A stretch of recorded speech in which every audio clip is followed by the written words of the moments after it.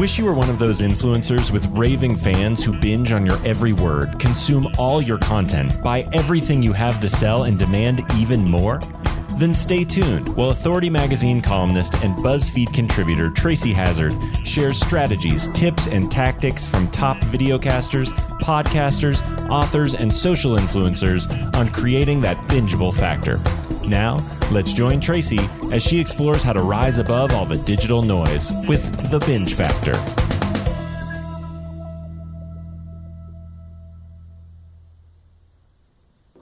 Hey everyone, welcome to the Binge Factor today. I am bringing you something slightly different. We're not bringing you a podcaster today, but we're bringing you a woman who works with a lot of podcasters and their intellectual property. Today I'm bringing you Alexia Bedat. Alexia is a legal associate at Claris Law, which is a boutique media, entertainment, technology, and intellectual property firm, and a management consultant for Claris IP, a boutique consulting and managed services firm focusing on IP rights and royalties, digital asset management, and metadata. She focuses her media and entertainment practice on pre-publication and pre-broadcast review. So this is reviewing before you air it, keep that in mind, content, fair use review, and IP licensing matter negotiation and drafting of development, production, and distribution agreements in the film, television, and podcast industries.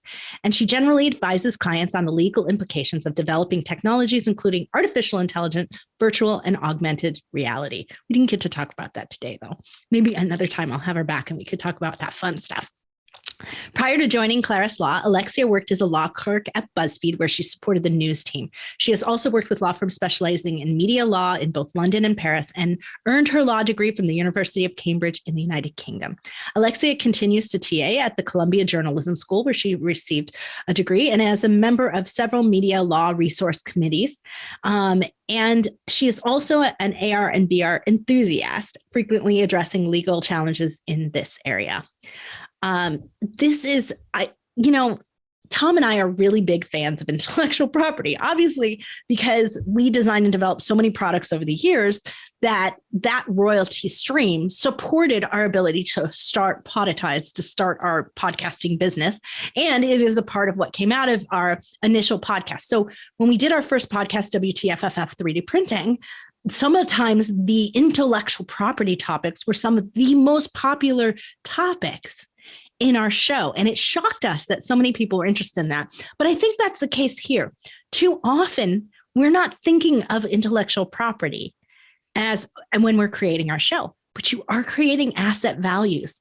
And I thought having Alexia on today would be a great way for us to talk about that idea that you're creating something that has a longer term and asset-based value for you and your business.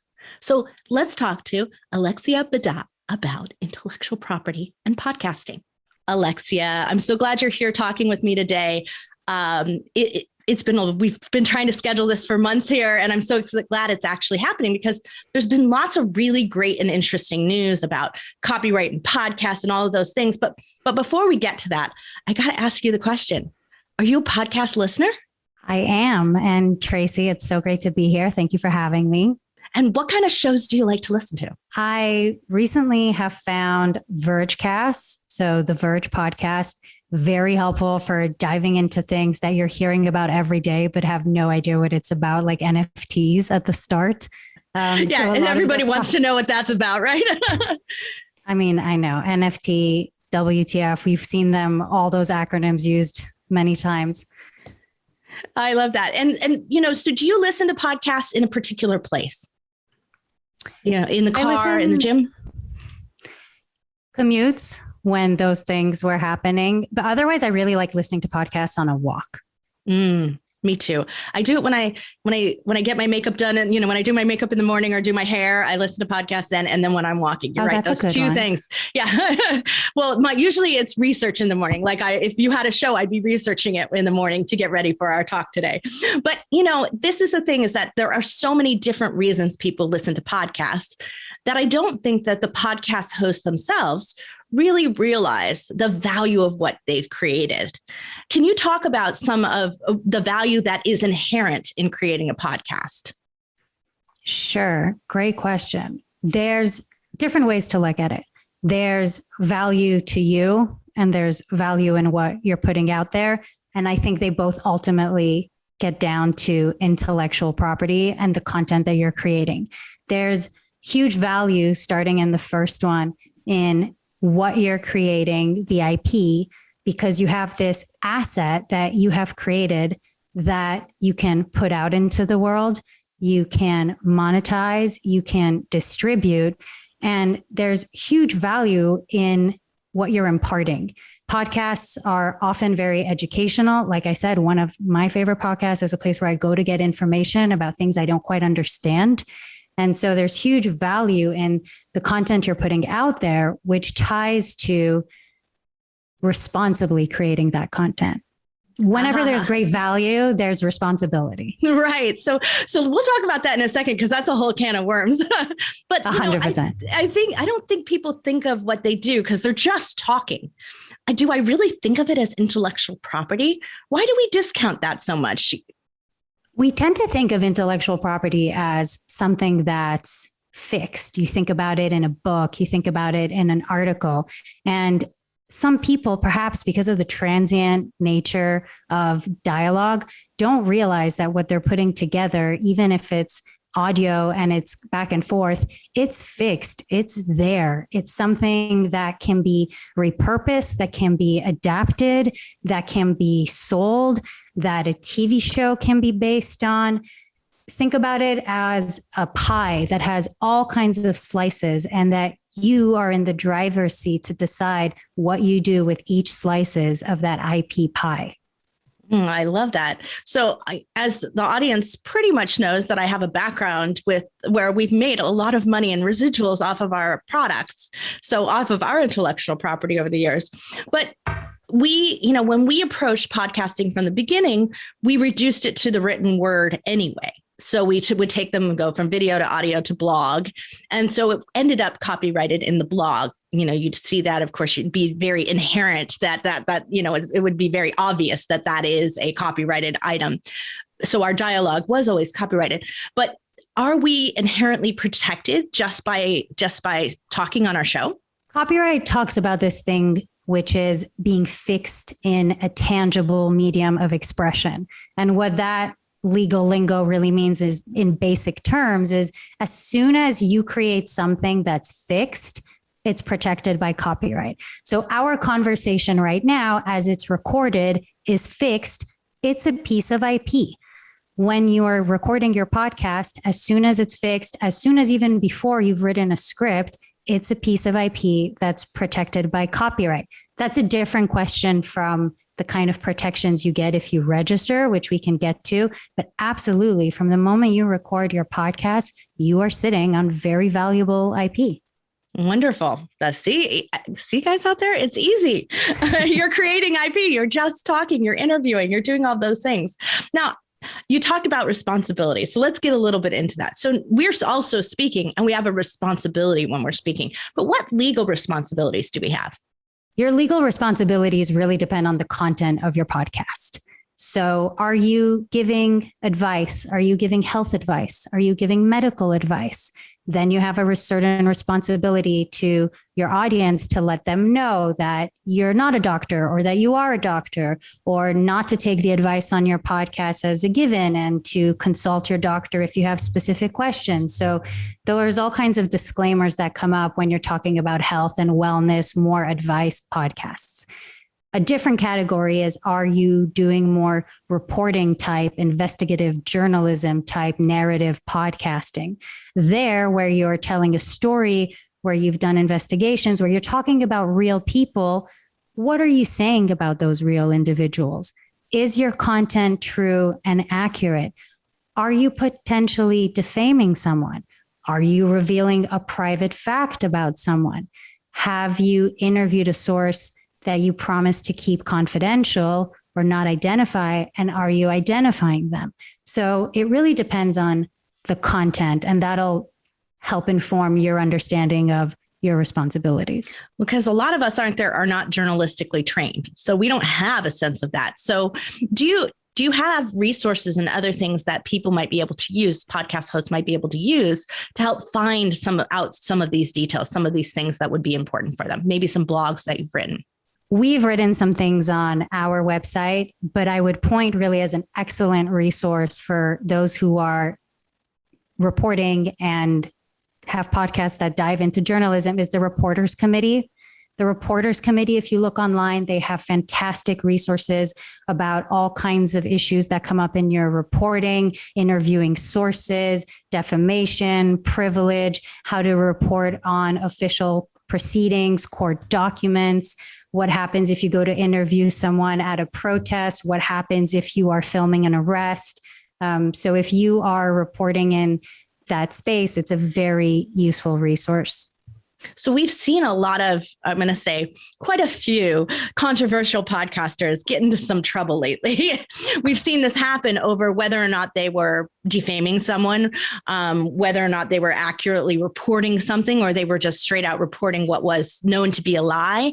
And so we've seen people like Joe Rogan and other people get in trouble lately. We have responsibilities in a way as influencers. And that's what this is looking at. So whether you're not doing journalistic things, you still have a responsibility to report the truth if you're referring to something. Is that correct? Absolutely. You want to be able to stand by your reporting. You want to have taken steps to verify the allegations or the facts that you're including in your podcast. Nobody's expecting you to be a New York Times level quality fact checker or the New Yorker fact checker, but you want to be able, if ever asked, to point to, here are the steps I took in good faith to the best of my abilities as an independent writer to research and verify the information that I'm putting out there into the world.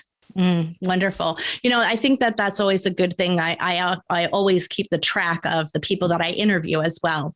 So I know where they came from, what their website is. And I have a certain minimum criteria that where I won't allow someone if they don't have, I'm going to call it traction in the digital community. So they don't have a website, they don't have social profiles, because then that's just too risky for me. For sure. And you want to think also not only keeping track of the people you interviewed, but can they point you to other people who could support their version of the story, their account? Can they point you to other people who can corroborate, who can add additional color? You can also keep a note of anything that they told you that might point you in a different direction. And you might want to go down that road and should go down that road, depending on the subject matter of what you're reporting. Interesting.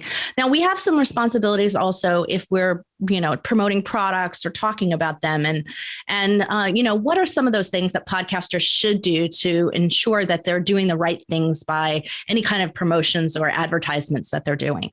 That's a very important thing to think about for people who maybe don't have enough listeners yet to be looking at advertising, but they're maybe looking at sponsorship, where they refer to a product at the beginning of their post of their episode, or maybe they've even made an episode in collaboration with either a company or an organization. And those are all things that are great to do. The really important thing in those cases is you want to disclose to your audience that you have that relationship with an organization, with a company. You want to tell them at the beginning, this episode is brought to you in collaboration with organization X, whose mission we're really excited about because Y. You want to make it clear to your audience so they understand, and they can then listen to your podcast and take away what to them makes sense in light of the fact that even if their reporting is independent, it's in collaboration with another entity other than just you. So audience, I want to give you an example because I know you all have heard this before. So Tom and I did a podcast on our WTFFF show, which is Fused Filament Fabrication 3D Printing. And we did a collaboration of 25 episodes with Hewlett Packard. Of the things that we pre-agreed to these things with Hewlett Packard. So they were obviously paying us to produce a 25 episode series. Of that, 12 interviews were going to happen of various people that they were giving us access to that no one had ever interviewed before. So we got this agreement that we were going to get access to people no one had heard from before. So that would be kind of an insider track. So that was the appeal of it. And in return, though, the intellectual property, the copyright for all of those shows was actually ours. So anytime they wanted to have audiograms or produce a little video clip or any of those things, they had to get our permission. And the reality was we were going to produce them for them to use anyway. So it was just easy enough. They told us which clips they wanted and we'd make it for them. So in our case, that was a simpler thing. But we had set in advance that we weren't going to edit. We would only edit out something that was inaccurate or not in keeping with the legal agreements that they have. If someone mentioned a client that they weren't allowed to mention, that would be the only editing we would do. So we did something that we've never done before, which was allow them to review the recordings, but we would allow them to review the final only to make those minor changes. That was it. And we only had one single change in all 25 episodes. I thought they were going to be a lot more difficult, and they weren't. It was a fabulous partnership because they were clear about, they wanted us to be authentic. They wanted us to give the most value to the audience, and they wanted us to do it in a way that was true to the show before, but they wanted to get the value of being associated with us. And it worked out really well for everyone. But that's a good example of trying to keep it at that higher level, but also remembering that you have some intellectual property there. You got to keep your rights to that. And it's a very good example of having the discussions beforehand. It sounds like you were really clear on, you're going to be able to review these segments, but only for factual accuracy. You're going to be able to review, but you should give us feedback within X number of days. And if we don't hear back from you in X number of days, we'll consider it approved. So anything you can do to make your relationship with any partner or brand or entity that's working with you clear is very important. Another thing that's important to think about is, what are you agreeing to in terms of the promotion for them? So if they say, we'll give you X amount of dollars for promotion in your podcast, what does that mean? Is it promotion in every episode of your podcast? Is it promotion in one episode of your podcast? And so having a really clear agreement, even if it's just email exchanges where the expectations are clear, that'll save you potentially a lot of hassle down the road. Yeah, no, this is so true. And we were really clear. It took us almost 4 months just to get the setup of what we were going to do and how it was going to work. So there was a lot of pre-work than the actual work, a lot more. So that makes a lot of sense, to be clear. I appreciate that. What other things might podcasters do to both protect their intellectual property rights for long-term ideas, things that they didn't even imagine, like Hollywood might want to pick up your show? Is there anything that they need to do to protect themselves from the beginning? Great question. You want to think about what Hollywood, and I'm using Hollywood to mean a large studio, a producer, a network, a platform. What are they going to look for when they approach you and look at your podcast? They want a really clean, neat piece of intellectual property where they can get it all from one person. So what that means for you is you want to control all of your IP. Step one. And how do you achieve that? Part of that is having agreements with everybody you work with. People might not realize all of the people who are working on your podcast, the editors, the producers, the person who designed your art cover, the person who composed the music for the intro, for your outro. Unless you have an agreement with those people, if they're not your employees, they own their contributions to your podcast, and they could technically down the line, when you decide to sell your podcast, come back and say, 1 second, I don't want you to do that, or I get a piece of that financial pie. So how do you avoid that? You avoid that by having agreements with them that contain the magic words that are work for hire. Yeah, we sort of mentioned that briefly. The magic words, work for hire. I love that. I'm so glad you said that. And I really want to highlight that, is that there are a lot of production companies that don't have those magic words built in. So sometimes it's not even clear on Fiverr, if you got your cover art from there, that it was a work for hire. You have to make that clear, especially if you're going to use intro music, the music, the cover art, and any graphics that you might use, infographics or other things that you might use as a part of your blog posts or other things. Those are the big areas that we see most people go wrong. So that covers the people that are working on the podcast with you, the people that are contributing the content or the art or the music. Another thing to think about is, what are you putting in your podcast? What third-party content are you including? Are you using third-party audio from interviews? Are you using music? Are you using somebody who's reading out a poem? All of that content belongs to someone else. Somebody else controls that IP. And so to include that in your podcast, you've got a couple of options.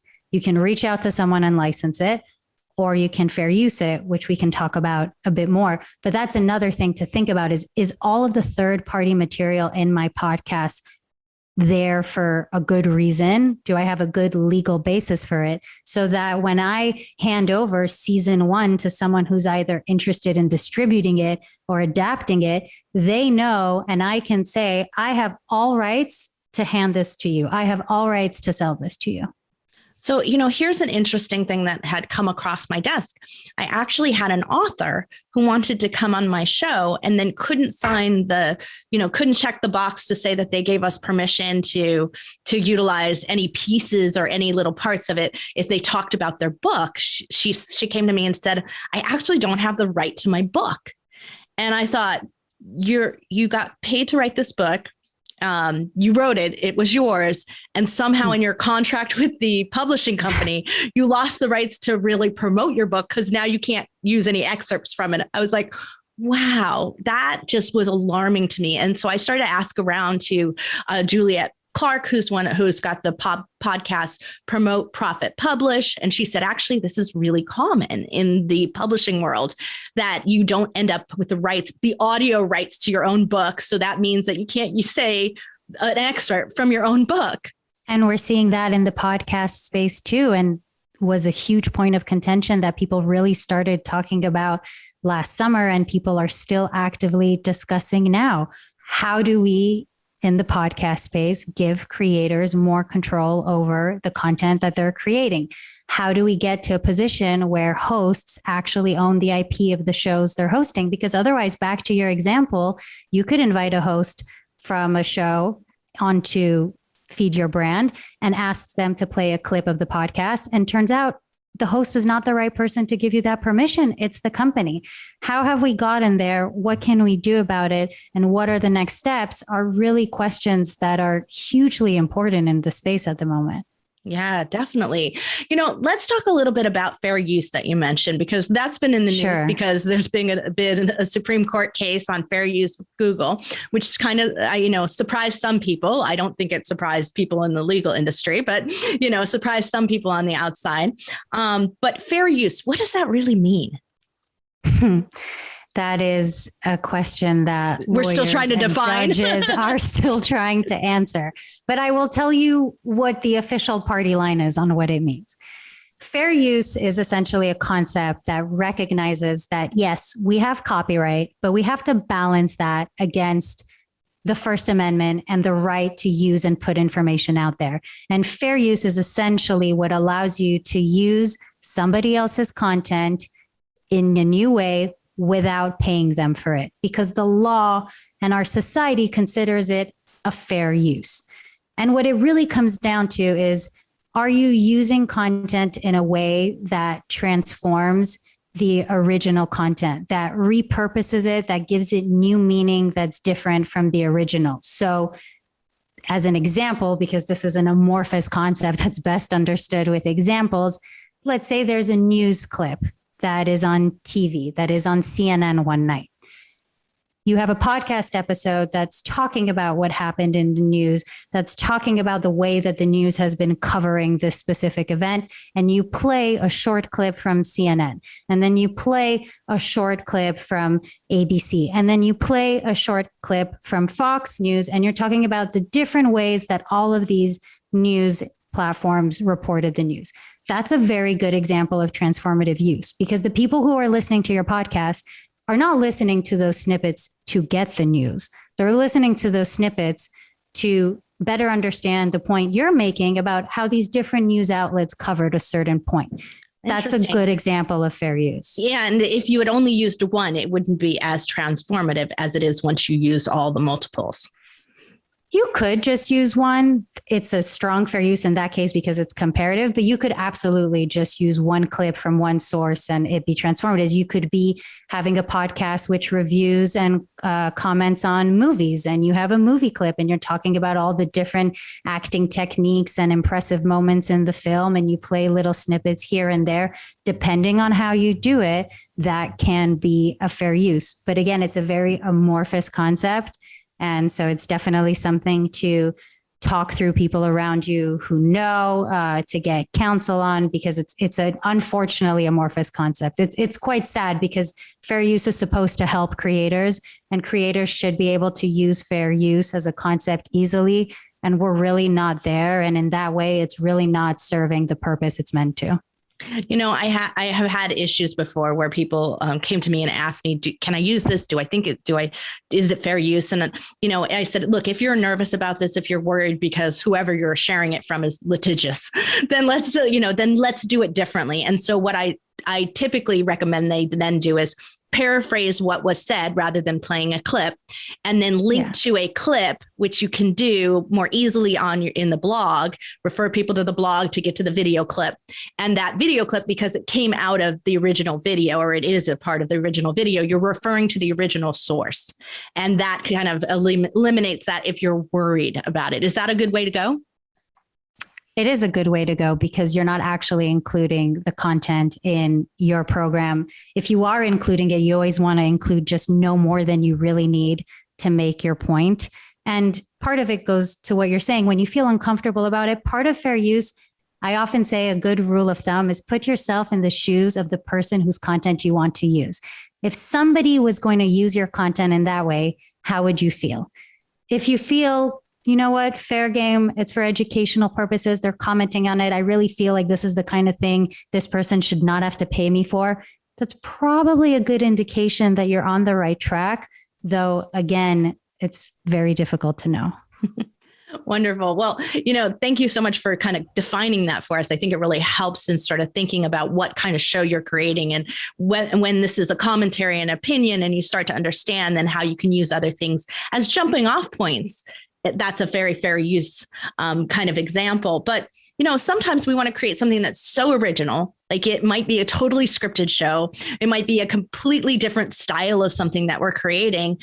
And we have long-term plans for that, like maybe Hollywood plans.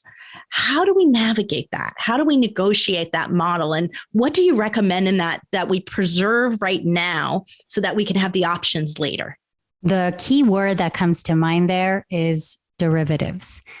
A derivative is exactly that, is something that derives from your show. And so one thing you really want to look at as a creator, any deal you're entering into, whether you're creating the podcast on your own, whether you have a co-host, whether you're ultimately delivering your content to a platform, at any point, if you are giving over your IP, and specifically your right to derivatives or your right to participate in derivatives, that should be a really big red flag to you if you're thinking long term. Stop you right there, because yes, I'm going to say from my world of product development that we had done, 250 products for mass market retail over a decade, is that if we had not had derivatives in our contract, someone could merely change the color of the design that we did, and it would be a new SKU and a new product, and we wouldn't get paid for it. So I can tell you right now that even, in that example, derivatives are so clearly important. So I'm so glad you mentioned that, because it's a hard concept to, like, how do I define that? What would become a derivative? Like, it's really hard to define. But think of spin-off shows, right? They work. 100%. And it is a hard concept to define. And that's why you should never shy away from asking someone when they give you a contract, well, what does this mean? Am I able to go on and write a book? Am I able to go and license this format? Can I make a TV show based on it? Am I allowed to do merch? And if you're working with somebody who's honest on the other side, they should be willing to engage in this discussion with you. And if they're not, and you don't have someone looking at that agreement for you, at that point, you should really go. And you should always have somebody look at your agreements if you're not sure. Yeah, let's be clear. You should definitely have a lawyer involved. I didn't want to suggest that you should, if you're working with a nice person, all is good, because who knows, But what no, I mean I'm gonna step and said from my experience, you should have an attorney look at this. 100%. Yeah. And you don't know what you're going to want to do with your podcast. You might want to do merchandise. We've seen a lot of podcasts out there where merchandise are a great form of revenue for a lot of people that are putting their podcasts on Patreon.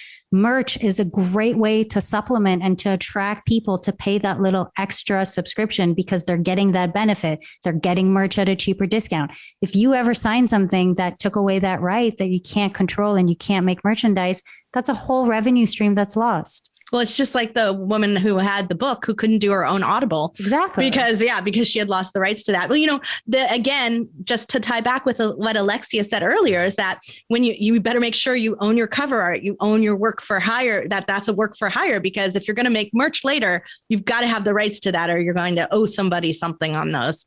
So all tied together there. I love that you're looking at this from the beginning and saying, remember, we're working really hard to create value here.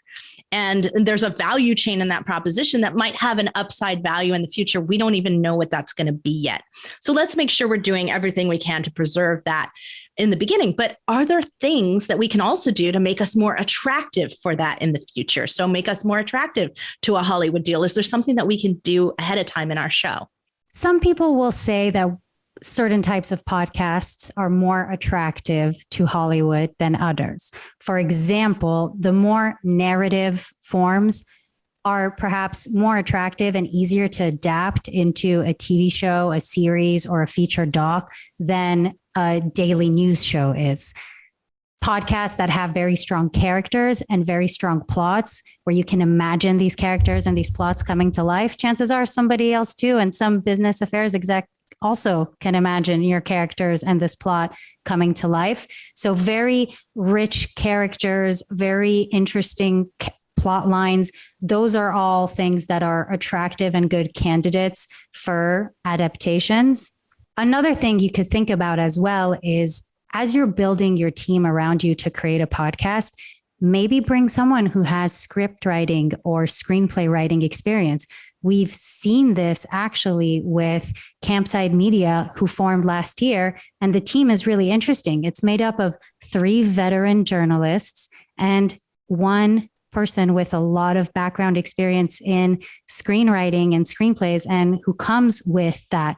And so that's interesting because you're sort of building in your day-to-day a pipeline that could lend itself to being adapted for Hollywood. So how you're making up your team, the kind of people that you're bringing on, having people that have different experiences and that come from different spaces in the media industry could also help you put together content that doesn't just serve audio, even though the primary purpose and goal should always be that you're making something for the ear. But what can you do with a long-term view to position that content as attractive for adaptations? Interesting. From a business podcast standpoint, I think there's a lot of value too that people don't even realize at the beginning until they get, 100 shows in and you realize, wow, I have a lot of things. So there might be things that you are going to do is like you might put out a book from that. You might eventually put out frequently asked questions on your website. Like there might be a whole bunch of residual value things that you even sell to your clients in the future. So then from a business standpoint, not just a Hollywood standpoint, there is a whole lot of information here that you've created. And you can do that with a more purposeful plan from the beginning. And the big one that we maybe save the best for last is your RSS feed. Tell us about that.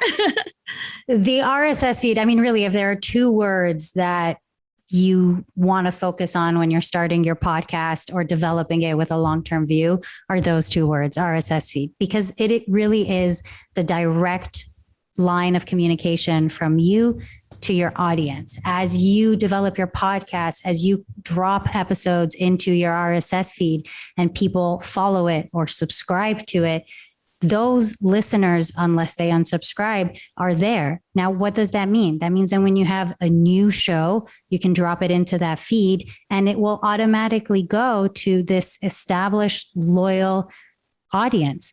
If Hollywood approaches you and they're interested in an adaptation, they're going to be able to promote, assuming you've agreed to this, but you probably will, they're going to be able to promote the TV show that's based on your podcast into your podcast RSS feed. And that is basically a beautiful form of IP wrapped in a bow of market testing that you're handing over to whoever you're collaborating with. So to the extent you can, holding on to ownership and control of your RSS feed is absolutely key. Because that is the most direct route to the listener. Completely, especially nowadays, we're hearing a lot of talk about creator economies and the importance of a link and relationship directly from creators to their audiences. And if RSS feeds weren't already important, they're only going to become more important. Aha, all of you out there listening, this brings me to the last thing that I really want to mention.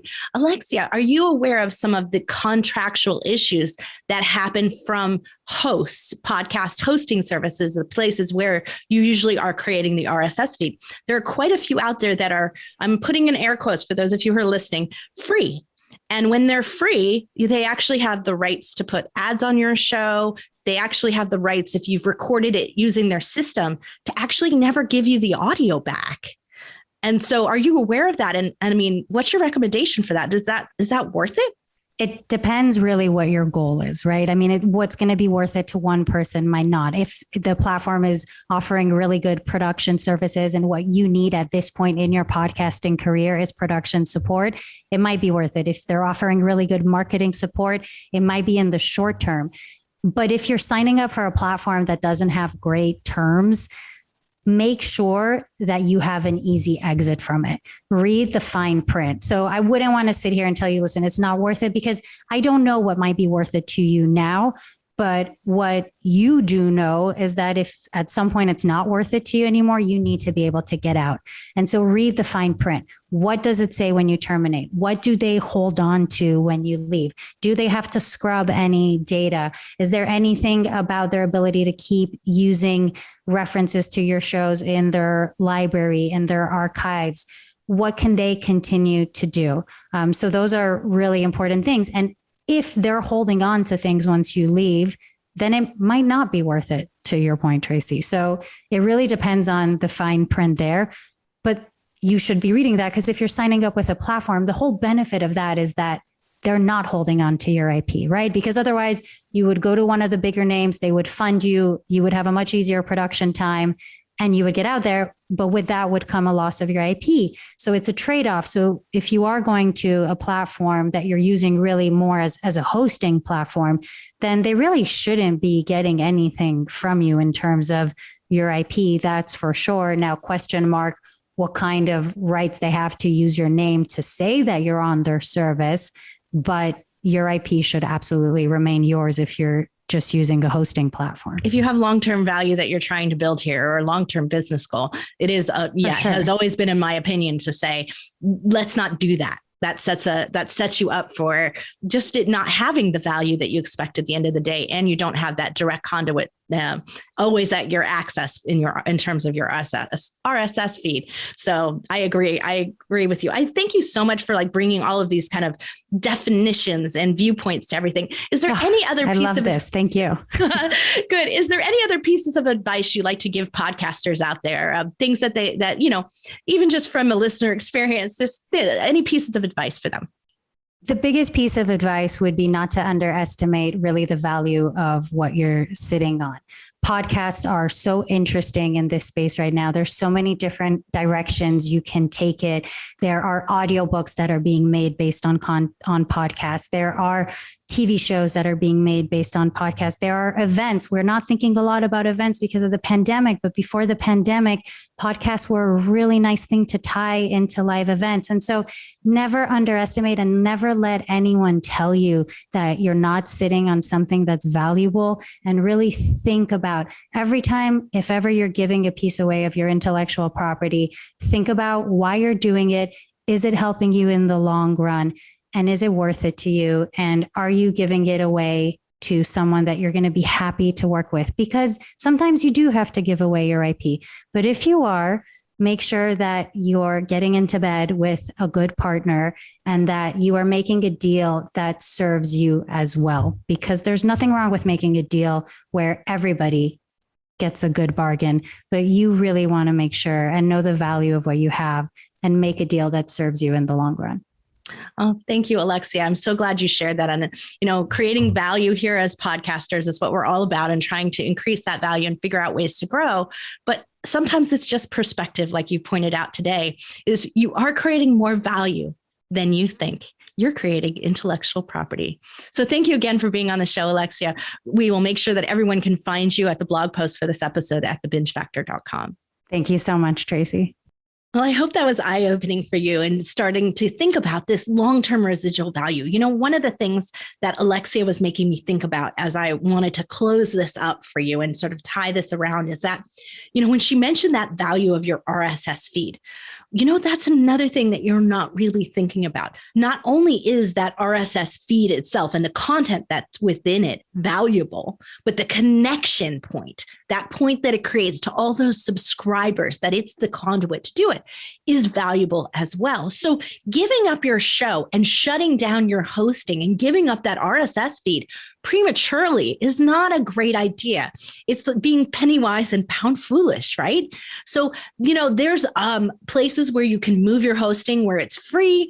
I'm always hesitant about those, but there are certainly places that allow archive feeds where you can keep it archived until you want to use it, but it gives you an ability to have a lower monthly rate and things like that because you're not actively posting into it. We have that here at Podetize. And I think it's a really good idea to keep your podcast RSS feed active, if not just for your website, but for continuity from all the different link backs and the other things you've done out there in the marketplace. So finding a way to make that and continue to keep that residual value for you, that's like keeping an email list. Even though you're not emailing today, you have that email list, and that's a valuable asset to your business. So shutting down that asset's not a great idea. And so I'm so glad she said that was really important there. The other thing that I want to stress is too often, and I think it's happened maybe 3 or 4 times out of the hundreds and hundreds of clients that we've served, has someone questioned us about whether or not we were doing work for hire, which we are. We put that in every contract. It's in our terms and conditions. Like, this is a big importance because Tom and I know what it's like to be the designer and to make sure that we're transferring all the assets that we create or the intellectual property back to our clients. So it's always in our contracts. So we were sensitive to that when we built this business. And so, but so few people ask that question. Is there a work for hire clause? Am I, what I'm doing with you, having you create my cover art, is that a work for hire? And do I own it at the end of the day? We don't ask photographers enough for the same thing. So being really careful and thinking these things through, remembering that you're creating this long-term asset value and you're putting this much effort into it. Asking these questions up front are a great idea. And I'm so glad that Alexia came on the show today and gave us that perspective. As always, you're going to be able to find all the links to all of our guests, but especially linking to Alexia Bedat and the Claris Law Firm. We want to make sure that you have all of that. So go to the thebingefactor.com blog post for this episode, and you'll be able to find that there, as well as links to all the things she talked about, like the Reporters Committee and some of those other things. We'll have links for those as well. So thanks everyone for listening to this different type of episode. Let me know if there are other topics like this, like intellectual property, that you'd like me to talk about here, like me to bring forward for you. And I'm happy to do that. As always, you can reach me on social media at The Binge Factor and at thebingefactor.com. So thanks again, everyone. I'll be back next time with another episode of The Binge Factor. You've been listening to the Binge Factor podcast. For more information on podcasting and videocasting success tips and tactics, please go to thebingefactor.com. And be sure to listen to our other show for podcasters called Feed Your Brand. If you'd like to be interviewed on this show, as well as featured in Tracy's column, please go to thebingefactor.com/guest and apply.